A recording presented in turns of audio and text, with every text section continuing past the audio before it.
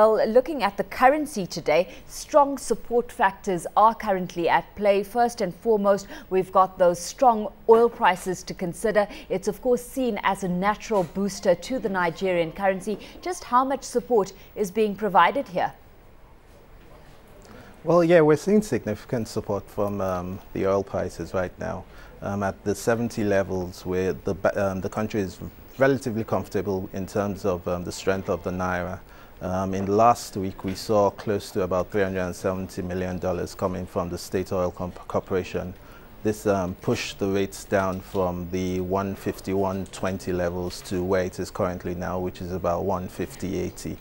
And although in the last central bank auction, we saw a depreciation of the currency based on strong demand, we expect that with this new inflow that came in yesterday, we could see some appreciation. So at around 150 or mid 150s, the currency looks rather stable.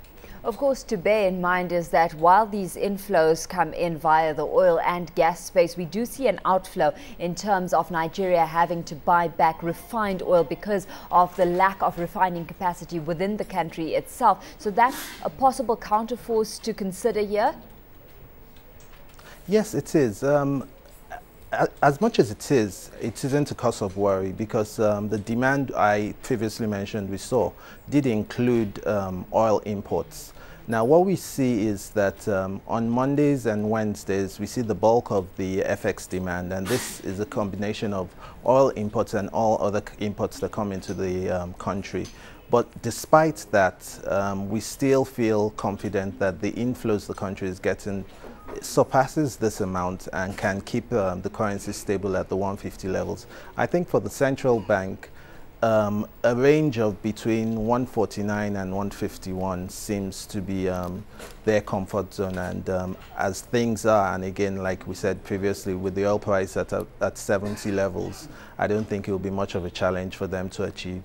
Let's look at a bit of the macroeconomic picture. I mean, we saw inflation edging up to 12.3% in January, that taking it further from the central bank's single-digit target. What's your outlook in that regard? Well, with regards to inflation, I think it would be a bit of, it'll be a major challenge for the central bank to keep inflation at single digit like they had mentioned earlier. I think to a large extent, they sort of believed, or they sort of knew that the next inflation figures would inch up. This is on the back of the inflows that have come into the market. As we speak, there's close to 400 billion in excess funds in the market now, and this can be seen with the kind of bond yields we're seeing now. In the last federal government bond auction, we saw the 3-year bond drop to as low as 5.5%, the 10-year at 7%, and the 20-year in the early 8%. Now, unless there's a significant outflow, which we can't really see at this point in time, we expect that the inflation figures might continue to inch up.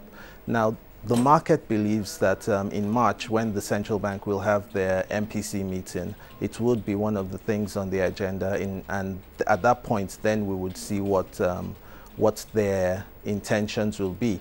As in, the choice they'll have to make would be either to let inflation be the secondary objective at the expense of lower interest rates and liquidity, because if you recall, part of the reason why all this liquidity is in the market is because the regulators felt that banks were not lending on the back of the events that happened last year, and they wanted to sort of kickstart the economy by injecting liquidity into the market. But that has been a bit counterproductive, but I don't think at this point they're too worried. So we'll see after the first quarter what their intention would be. If we start getting into the 13, 14 levels inflation, my guess is that they'll put in place some form of mop-up in the system.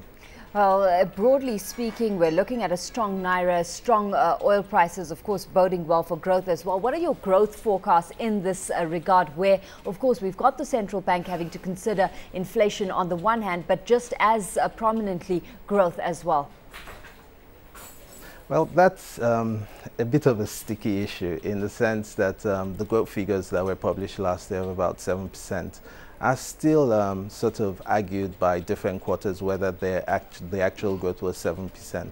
But I think the positive thing to see or to look at is that whichever way, everybody does agree that there's economic growth, and it's forecast that we forecast that this year we would see some growth as well. Now the question is how much growth. In my own view, my personal opinion is that we wouldn't see less than 4%. But there's still a lot of fluidity in terms of what would happen. There are lots of variables that are yet to be considered, but what I can tell you is that we will definitely see growth in 2010.